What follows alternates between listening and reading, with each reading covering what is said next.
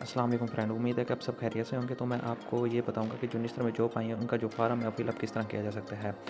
तो अगर आपके पास फार्म है तो आप इस तरह फिलअप करेंगे, दरख्वास्त बर असामी जिस पे आप अप्लाई करना चाहते हो, जूनियर क्लर्क है या जो चीज़ भी है, आप कंप्यूटर ऑपरेटर पे अप्लाई कर रहे हैं, जिस चीज़ पे भी आप अप्लाई कर रहे हैं उसका नाम लिख देंगे। फिर उसका बुनियादी पी स्केल, आप उसके ऐड पे जाएंगे, उसके साथ उसके पी स्केल लिखा हुआ BS 47 BS ऐसे ही लिखा होता है, वो आपने लिख देना। उसके बाद आएगा दरख्वास्त, उसके बाद है दरख्वास्त गुज़ार का नाम, मतलब आप अपना नाम लिख देंगे जो भी आपका नाम है। फिर उसके बाद वल्दियत, आपके फादर का नाम, मतलब आपके वालिद का नाम लिख दोगे यहाँ। उसके बाद आपने तारीख़ पैदाइश लिख देनी है अपनी। उसके बाद आपने ज़िले का डोमिसाइल लिखना कि आप किस ज़िले का डोमिसाइल बना हुआ है। उसके बाद आप लिखेंगे दरख्वास्त गुज़ार की उम्र, दरख्वास्त जमा करवाने की आखिरी तारीख, मतलब कि आपने जो 25 तारीख आखिरी डेट है, तो आपने कैलकुलेट 25 तारीख तक लिखना है।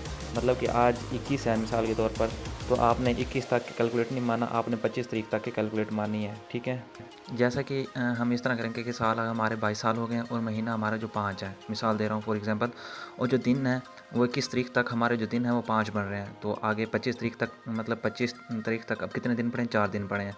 तो हमें 21 से लेकर 4 दिन, और वैसे हमारे 5 दिन आ रहे हैं, तो हम दिन में हम 9 दिन लिखेंगे। ठीक है, उसके बाद हम मुस्तकिल पता, ख़त किताबात का पता, मतलब जहाँ आपकी वो आती है कोरियर, आप जहाँ भी मंगवाते हो, तो डाक जो आपको वहाँ दे जाता है उसी जगह पे आपने मंगवा लेनी है। ठीक है, उसके बाद रब्ता नंबर आपने लिखना है, शनाख्ती कार्ड नंबर आपने अपना लिख देना है। उसके बाद तालीमी कबलियत, मिडल में आपने कुल नंबर हासिल करदा नंबर, मतलब कि कुल नंबर लिखने हैं। जैसे कि 1100 है मैट्रिक मिडल में, ठीक है ना। मिडल में मिसाल के तौर पर आपके 500 हैं, और हासिल करदा नंबर मतलब कि आपने हासिल किए हैं 504 या 505, जो भी ऐसे लिख देना है। उसके बाद स्कूल या इदारे का नाम, ठीक है ना, जो जिस स्कूल से आपने मतलब किया है, जिस स्कूल से भी आपने पढ़ा उस स्कूल का नाम लिख देंगे। फिर पास करने का साल, मतलब जिस साल आपने वो मिडल पास किया उसका नाम लिख देंगे।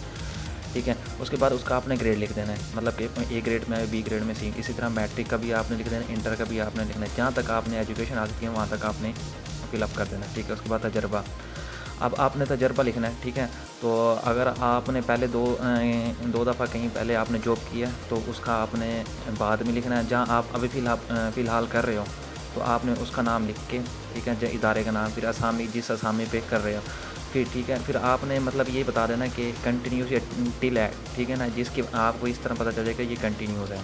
ठीक है, इसी तरह आपने बाकी जो हैं वो इसी तरह उनके नाम लिख देने, इदारे का नाम, असामी का नाम, जो भी है लिख देना। उसके बाद आपने नीचे दस्तखत कर देने हैं। ठीक है ना, जो आप दस्तखत, दरख्वास्त गुज़ार, मतलब आप जो दरख्वास्त लिख रहे हैं आपने अपने दस्तखत कर देने।